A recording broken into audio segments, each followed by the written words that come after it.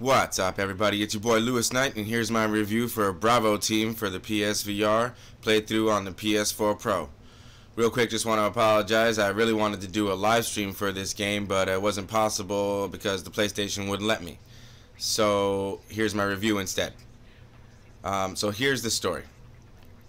Bravo Team is set in a fictional modern-day Eastern European city. When your escort mission goes wrong and results in a president's assassination, a country threatens to tear itself apart, and your team along with it. Together, you'll need to work out a strategy to succeed and make your escape. Alright, first up, I'm going to talk about the graphics. The graphics here are just, like, they're okay. They're nothing, like, really special. There's nothing, like, no level that, like, you know, make me go, like, oh, wow, this is really cool. All the cars and stuff, like, there's no, like, awesome textures. The flames from the fire, they look cool, but the cars really felt like they were, like, the same cars from like Arizona Sunshine and stuff like that. There's nothing really special about the graphics. They were just okay. Everything seemed pretty, like, you know, bland, and the guns didn't have, like, you know, crazy detail to them or anything like that. They were okay. All the enemies looked the same. Like I said, graphics, they were okay. You know, there were nothing like great about the graphics. They were just okay. All right, so the sound was all right. The sound effects, again, they were okay. The guns they weren't like super loud or anything like that. There's, like, you know, a voiceover. There's a lady who's talking to you the whole time, who most of the time I really couldn't hear because of all the shooting when she's talking to me in my ear. But other than that, the sound was okay. You got the gun sounds, the people talking. All the enemies pretty much sound the same. I didn't really hear, like, too much difference. There's no music or anything like that playing in the background while you're in battle. There's no, like, you know, epic score playing or anything like that, so everything is pretty much quiet as you're fighting all your enemies and stuff like that. So all in all, the sound was just okay. There's nothing, like, great about it, nothing too awesome, like, you know, with the gun sounds or anything like that, which I like the guns to be, like, really loud in my games most of the time, but the sound was just okay. Alright, so on to the gameplay now.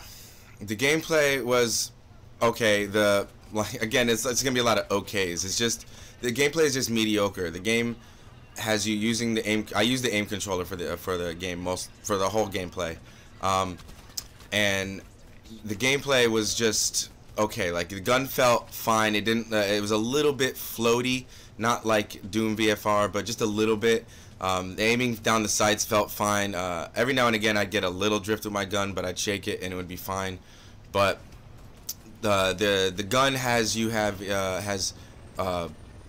like 3 different settings to it, where you can put like a single shot or burst fire or automatic fire, which all was just okay to use. It was no difference in between. It was just pretty much which one do you prefer.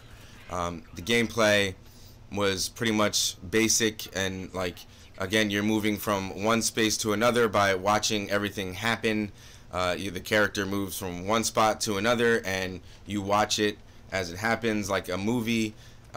Even when you're doing things like jumping over walls or taking down enemies stealth wise, it's all done by you just pretty much watching it, and everything else is just you shooting. You're only doing shooting. There's no grenades in the game. You do get a pistol, and you'll get a shotgun later, and you'll get a sniper rifle as well. All feel just okay. There's nothing, like, groundbreaking. Like, it doesn't feel like, again, I have to compare it to, like, Farpoint or something like that, because Farpoint, you know, they just had it right with the aim control and how it felt. When you reload, it's just like, you know, an animation. Your gun kind of, like, goes away from you. The guy reloads and everything like that. And I heard it's the same thing with the move controllers. There's no, like, free hand movement or anything like that. So with the gun and everything, it was alright. Like I said, I didn't really. It felt like Time Crisis. It wasn't, like, too hard or anything like that. The strategy mostly that I used, again, I played with Mr. Boring. We pretty much a lot of the times we're just saying, I'm moving here, I'm moving there, I'm moving here, I'm moving there. There was a couple of parts in the game where you got to say, well, I got to go to, you know, left, or I'm going to go right inside of a building or something like that. But the strategy wasn't really all that hard or anything like that. It was pretty much like a glorified shooting gallery from level to level as you progress. Nothing really changed. There's no boss battles or anything. There's like a couple of enemies that get a little harder when they have a little bit more armor, or maybe they'll have a shield, but those enemies are few and far in between. Most of the enemies are easy to take down, and I played the game on normal. There's 3 difficulties, so all in all, the gameplay just felt okay. Now, luckily enough, I got to play with Mr. Boring through the whole gameplay for my first time.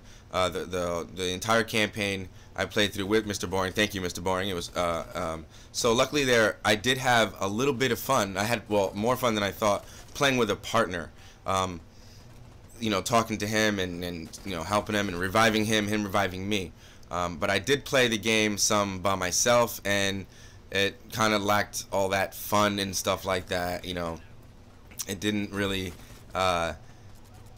you know, like I was kind of bored a little bit, you know, just getting in there, and I was just trying to, you know, have fun shooting the characters, but I really missed my partner, Mr. Boring, and wish I could talk to somebody. I didn't, you know, find an online player or anything like that. I didn't play random, but I did wanted to play a lot of the single player and stuff like that. So aside from playing with Mr. Boring through the whole way through, which was fun when I played with Mr. Boring, again, like I said, but by myself it was a little boring. It wasn't really anything special. Again, the gunplay is just fine. The characters also, I forgot to mention, like, look really big in my graphics section, but yeah, everything looks really big too, kind of like, you know, so when you're like moving from spot to spot, you see like these big characters and everything feels like a movie when you're like moving or taking down enemies. So a lot of it is just immersion breaking. You're just like breaking immersion almost all the time. So it was fun to shoot the characters, like I said, the enemies with Mr. Boring and stuff like that, but by myself it was just not that fun. So there's also a score attack game mode that you can play. You can choose any level that you've already unlocked. I guess you've unlocked them already, you can play them, and once you're in there, it's a little bit fun. You know, these got these points that pop up in the characters, and these there's a kind of a cool sound effect when you kill the characters, and the yellow numbers and everything. It wasn't too bad, but when it's all said and done, after you're like, you know, finishing a level and getting all the points you need, you get to tier 1, tier 2, tier 3, so on and so forth. And you have to kill enemies quick to get up to the tiers. If you don't kill them quick enough, you lose the tiers. Alright, so overall, the game is just like mediocre as a first-person shooter on the PSVR. Like I said, I did have fun playing with a partner through the whole game for the first time. Thank God for that. Mr. Boring was there, and he helped me. We revived each other. We had fun kind of making out calls, role-playing a little bit, but it wasn't what I really wanted. It did felt like a time crisis game in a way with a partner, which is cool, but it's only like 6 levels, and we ended up beating it like in 2.5 hours. So the game's not that long, and I gotta say, like, at $40, that's like a bit of a overpriced game, I think.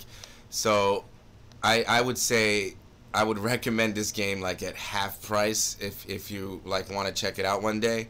I wouldn't recommend this game at $40. I paid for it at $40. I pre-ordered a while ago, but I did, like I said, I did have fun playing with Mr. Boring, but on my own it wasn't as fun. You know, you can command your other guy around to either go forward or stay at a spot or something like that, and he does revive you, and you can revive him. But all in all, it's not as fun as I wanted it to be. The characters look way too big. The graphics are okay. It's clear and everything, but you know, there's nothing like wowing about, like, you don't get to an area and be like, oh wow, this looks really good. So, like I said, it's a bit of fun, but I obviously would recommend it if you're gonna play it with a friend, or maybe even a random online, which I didn't do, but play it with a friend. I do maybe plan on going back to it again to not do the score attack, but do play the game again, maybe with a friend on a harder difficulty. So if anybody else wants to play, I'm totally down. But other than that, I don't think I would recommend the game at a $40 price. It's just okay. I was expecting something a little bit more, but at 2.5 hours, 6 levels, couple of modes. There's no leaderboards either, so that kind of sucked. So yeah, I wish there was more to it, but it was okay. I had fun, Mr. Boring. Thank you, Mr. Boring, once again. So like I said, half price, yeah, maybe. Other than that, with that being said, guys, that's my review. Thank you so much for watching. If you liked the video, smash the like button, subscribe for more, and I'll see you guys next time. Peace out. Love y'all.